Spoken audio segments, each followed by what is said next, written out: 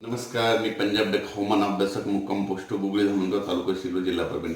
आपण मागच्या अंदाजामध्ये सांगितलं होतं की 7 तारखेपासून राज्यामध्ये 15 पर्यंत पाऊस पडणार.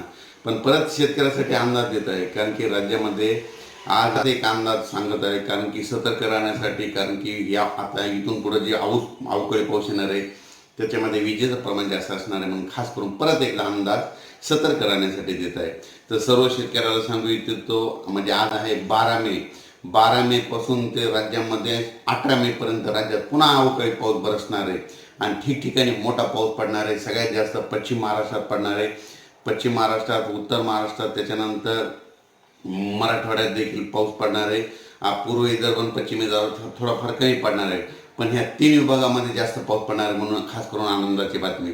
तुम्हाला एक सांगू इच्छितो की या योगायोगानं काय झालं, मला शेतकऱ्याचे सातारा, सांगली, सोलापूर, कोल्हापूर, पुणे, नगर या शेतकऱ्याचे फोन आले की साहेब आमच्या ऊसाचं पाणी कमी पडलं, ऊस सुकत आहे, तर पाऊस असला तर त्याच्यामुळे खास करून त्यांच्यासाठी अंदाज आहे.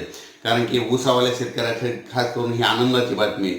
कारण की 12 मे ते 18 मेच्या दरम्यान जवळपास पश्चिम महाराष्ट्रामध्ये चांगला, म्हणजे ऊसाचं 2 पाणी वाचतं असा पाऊस पडणार आहे.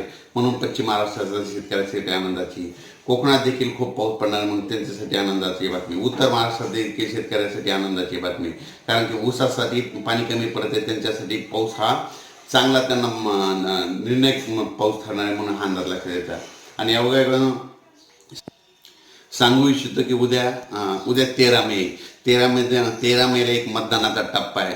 तर उद्या 13 मेला मतदानाच्या दिवशी ज्या टप्प्यात मतदान आहे त्या भागात देखील चांगला पाऊस पडणार आहे, म्हणून हा अंदाज लक्षात येतो. विजेच्या कडकडासह पाऊस पडणार आहे, वारं राहणार आहे, विजा राहणार आहे, पाऊस पडणार आहे, म्हणून हा अंदाज लक्षात यायचा. परत राज्यातील